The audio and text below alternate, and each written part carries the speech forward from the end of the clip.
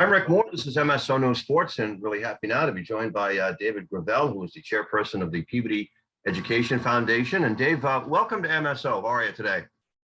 I'm doing great. Thank you very much for inviting us to talk about the Peabody Ed Foundation. Well, it's very exciting stuff that you do. And as we were talking about pregame stuff here, I taught in Gloucester for a long time. And the Gloucester Educational Foundation is a tremendous resource for both teachers and students, as well as others. The thing that obviously caught my attention was the new initiative that I want to talk about later. But first, if you would please give us a little background on the Peabody Educational Foundation and maybe how it got started and some of the things that you guys do. Sure, would love to.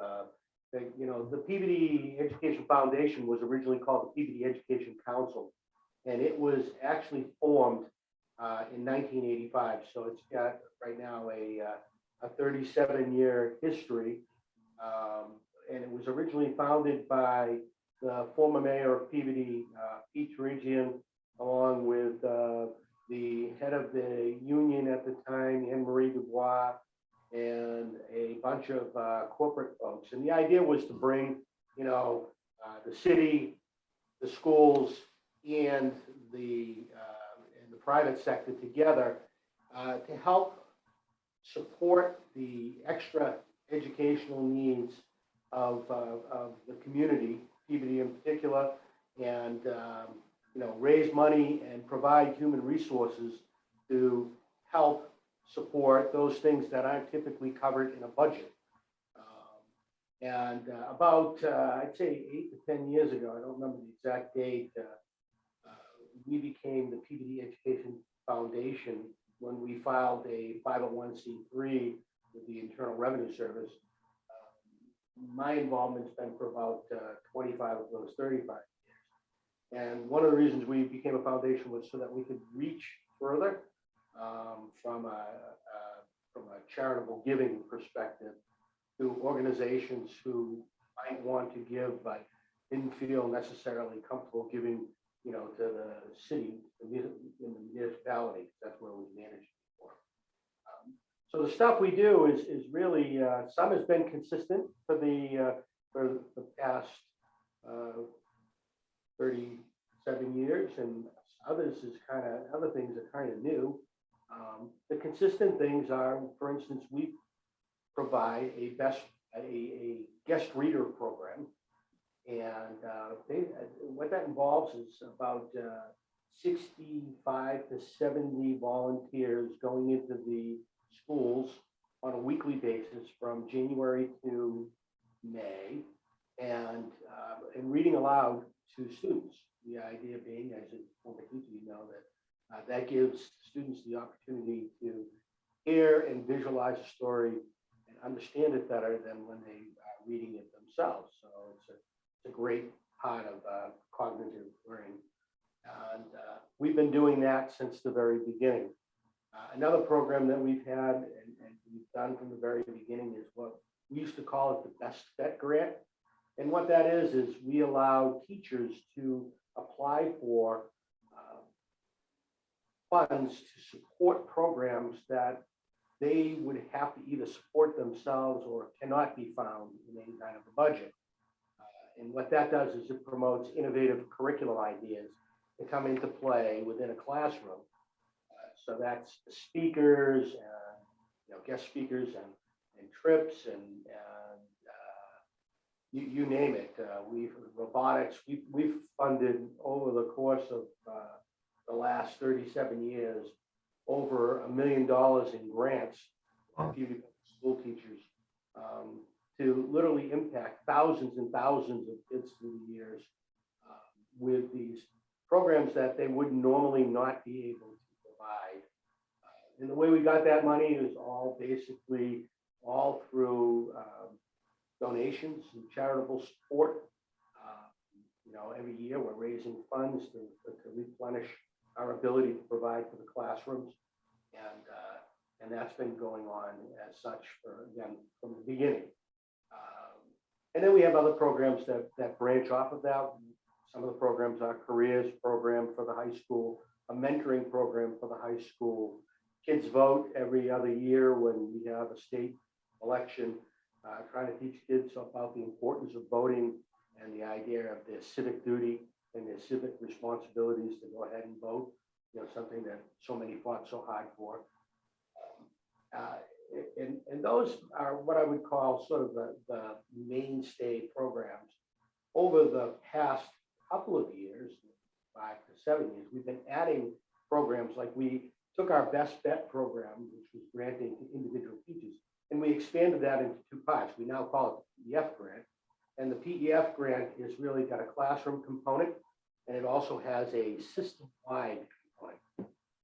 As a foundation, we've been able to raise more substantial amounts because, like I said, people, corporations in particular, have more of a tenacity to provide funds and sponsor programs to a charitable foundation than they do to the city. And so some of the district-wide initiatives that we've done have included a program we call birthday books. So every child in elementary school on their birthday gets a book, which has been donated from the PEF through the funds that we've achieved. And special to them, and they own it, they take it home. We've also, during the pandemic period, the last couple of years, we have provided what would be considered the home-based supplies that kids in need might not have, and it might not be a priority based upon the economic situation of the family. So, for instance, we turn around and do we funded backpacks full of supplies that would be required to do home assignments, and we used our the free lunch program sort of as the marker for us to identify kids. But we also involved all the teachers in terms of identifying who might be having difficulty meeting the needs so that the kids could stay up and there would be educational equity between what the kids, the haves and the have-nots would meet in the middle. We also, when they started to come back to school on a hybrid level, we actually got together and with the teachers and the school administration and found out that recess was going to be a very important time, and there weren't a lot of recess supplies available, and they weren't in the budget, so we funded that. And, resource supplies that kids can play and enjoy. And these are, things that we've been doing that have been almost on the, extraordinary side that we did district-wide that we would never have done before. The latest of that is the mental wellness initiative that we took on.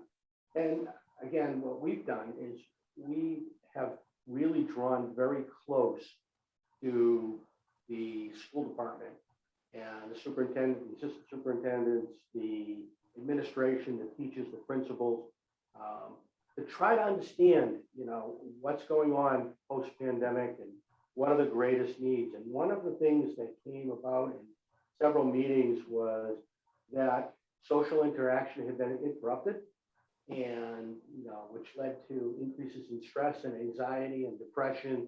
A lot of things that kids weren't able to articulate very well, but there was a strong sense that there was a need there. It existed before the pandemic, don't get me wrong. I don't think the pandemic brought it on, but the pandemic sort of exacerbated the situation and made it a little bit more difficult for the kids coming back to cope. So we created, we went out and started talking to different organizations like the J.B. Thomas Hospital Foundation and North Shore Bank and the North Shore Community Action Program and the Gravox Charitable Foundation, and sort of aggregated a pool of giving so that we could help address the mental wellness and mental health of students. But we didn't want to stop at that. We wanted it to be a well-rounded program because students are only one piece of the puzzle. Teachers have stress and have coped through this pandemic and have anxieties, et cetera, and administrators, and so do parents. So we decided we would take more of a holistic approach and look at what we could provide with the funds we had raised to make an impact.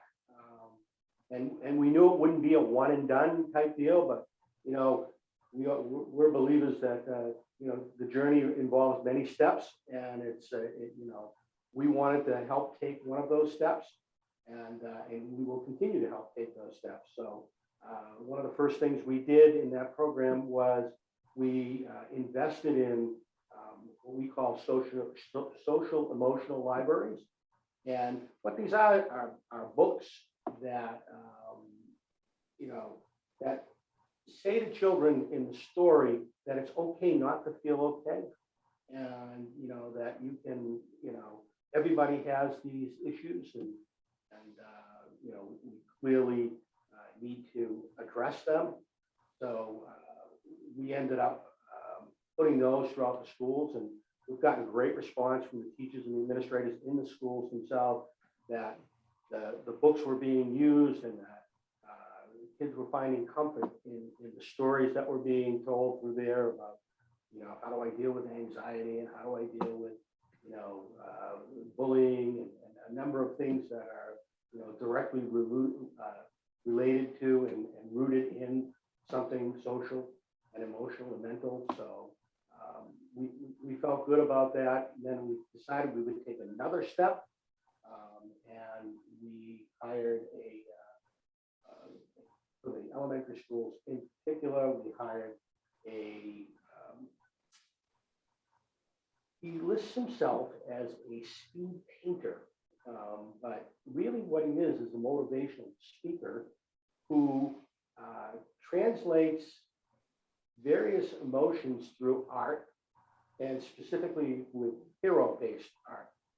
So he comes to the school, and we get all the kids together in the gymnasium, the auditorium, and we ended up with doing that for every elementary school.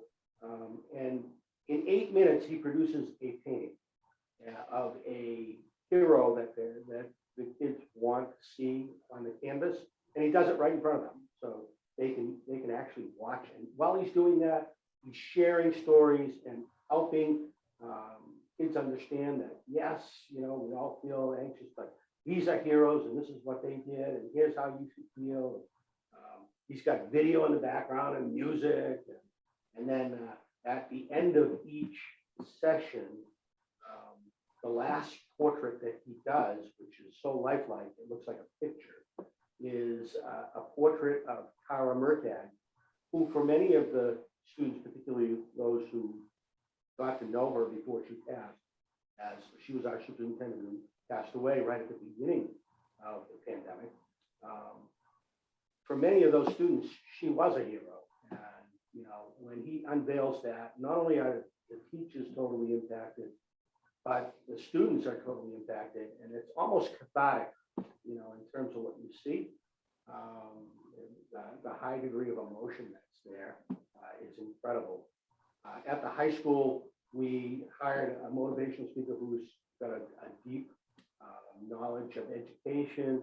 Has been everything from a teacher to a school administrator to a superintendent, a principal, etc. And without art, he basically tells stories.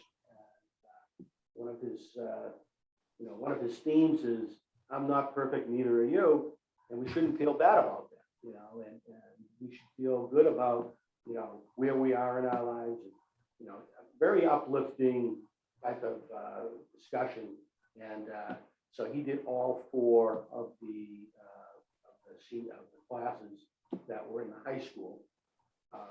And then our plan was to follow that with a teachers and parents day, which, because of timing in the year, you know, as you know, and the school system, you know, this is the busiest time of year.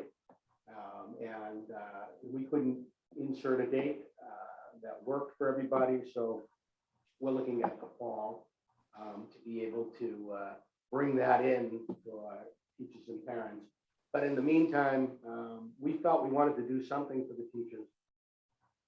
So we went out and bought 1,000 cookies that were handcrafted cookies.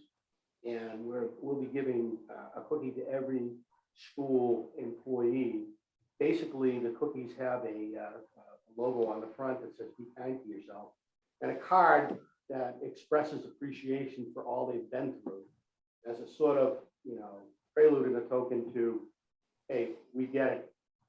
It impacted you too, and we want to do what we can to help. We want you to from my perspective, that's so important that you do something like that, because from all the colleagues that I work with, as you know, a lot of teachers get into teaching for altruistic means. You're not going to make a lot of money teaching, and someone recognizes something that you've done just by saying thank you, or a little card, or whatever, a cup of coffee, whatever it might be.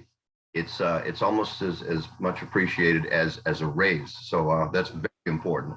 I know a lot of us, our board is, we have 19 members on our board, and it consists of a mix of business people, educators, administrators, etc.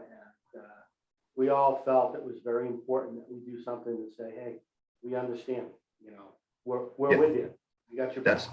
I think it's incredible what educators and parents and kids and support have done over the last 2 years. It's amazing how the kids have gotten through this, and I know a lot of parents really sacrificed, and as did the kids, the last 2 years. So what you've done is tremendous in the way of getting these guys back to some kind of routine. And the other aspect, I think, too, Dave, is the importance on wellness and the emphasis on emotional well-being, the stress that kids go through. A lot of people tend to poo-poo that and say, they're just kids, come on. But it's real, and whatever. No, it's very real. It's just fantastic to be able to. I like the fact that you picked up on the word wellness, because we were very, I was very insistent, and so was my group, that we consider this to be a mental wellness initiative, not just a health initiative, a wellness initiative. To start to, feel good about, yourself and your environment and your emotions, and to know that wellness is involved in that. I'm glad you picked up on that, because that is exactly why we use that term. The Peabody Education Foundation website is spectacular in getting that point across, and I will connect to that on our post. You also mentioned Kara Murtaugh, and maybe you could expand a little bit on that, on the scholarship that kids are eligible for each year. Yeah. Well, when Kara passed so suddenly, it was a shock to the city. I mean, I've been to, as a former city councilor and a former school committee member, I can honestly tell you that I had never, experienced, outside of when Teacher Etienne passed, that type of turnout for an individual within the city, because she touched so many lives. And, she earned her stripes the hard way, as a teacher, assistant teacher, assistant principal, assistant superintendent, and superintendent. She worked her way through, but at the heart of her ideology was all about kids. And when she passed, it wasn't but a day when her mom, Carol, made it known that she wanted donations to come to the Peabody Ed Foundation, because Kara was an important part of the Ed Foundation for a long time, a good friend for a long time. And we started to get donations rolling in, and I've never seen anything like that in terms of members, donations, the amounts, the sizes, and not just from Peabody, from across the country. So we thought, what better way to use those funds than kind of to, promote the career of education, in students who would be graduating and who have an interest in becoming an educator. And that's how the funds are earmarked. We currently, give out a $2,500 scholarship to an individual that applies. We usually get, a dozen applications, and it's very, very touching to see how much of an impact she made on the lives of students. So we'll be doing that again this year, and we plan on continuing that going forward, to help kids who want to become educators offset some of the costs associated with their education. So that will be awarded as a convocation that the high school has, which is, I believe, late May. Dave, do you want to mention before we conclude this, maybe some of the partners that the Peabody Education Foundation has in terms of fundraising and that kind of thing? Yeah, sure. I'd love to. We get funds from across the spectrum, but some people step up in an enormous way. Lion Waugh Automotive Group, Warren Waugh. We could not be carrying on any of our programs without his generosity. Every year, he made a 5-year commitment to us 5 years ago at $25,000 per year, which is a big lift for us in terms of our fundraising. And this year, on his last year of commitment, he said, "Is this my last year?" I said, "Yeah." And he said, "You need some more money?" I said, "We always need money." And he increased his commitment to $50,000 per year. Wow. North Shore Bank stepped up in a big way for the mental wellness initiative. Had a breakfast with Kevin Tierney, the president of the bank, or the CEO of the bank. He heard, what we were looking to do, and he didn't even flinch. He said, "That is exactly what we would like to get involved in." So they stepped up in a big way. They gave us $10,000. The J.B. Thomas Foundation, they basically had been giving us $7,500 per year for the birthday books program. They also funded what we call, it's calm spots, literally in classroom places where kids who are stressed out can go and sort of release that stress. And as soon as they heard about what we were doing with the mental health and the mental wellness initiative, they basically upped their donation and committed again another $7,500 for that, and have told us that they will commit next year as well in a similar amount. North Shore Community Action Program, using some of their CARES fund, they deal with a lot of disadvantaged families in the city. They also deal with a lot of mental health issues and such, disadvantaged issues, homelessness, food. But Laura McNeil was really instrumental in bringing us, paying for a large portion of the elementary school speaker program. It takes a lot of funds to do that, so she was able to offset, I think, 3 or 4 of the schools for us. And then the Gravox Charitable Foundation, that was one that my wife Kathy and I founded this year. We take a portion of our profits from our business, and we are allocating it to causes that are a big concern to us, specifically those that affect kids and those in need, homeless, hunger, scientific issues like progeria, we're big proponents of, and also Alzheimer's. We were able to add $10,000 to the PDF initiative itself. So, those are our largest donors. And then, of course, we have, literally hundreds of businesses that just on a regular basis, provide us with funds. And the biggest point I want to get across to people is that, it's great when you get the big ones, but it's the sum of all that make the whole. And a dollar is as good as $10,000 if that's what you feel you can give. And we aggregate that money. 100% of the money. Now repeat, 100% of the money we raise goes directly back to the school system, the kids, etc. We have no paid staff. Everything is done on a volunteer basis. You mentioned the website, for instance. Gravox does that website with our staff, and the woman who does the website, Christine Bruno, who's my marketing manager here at Gravox, does it just out of love.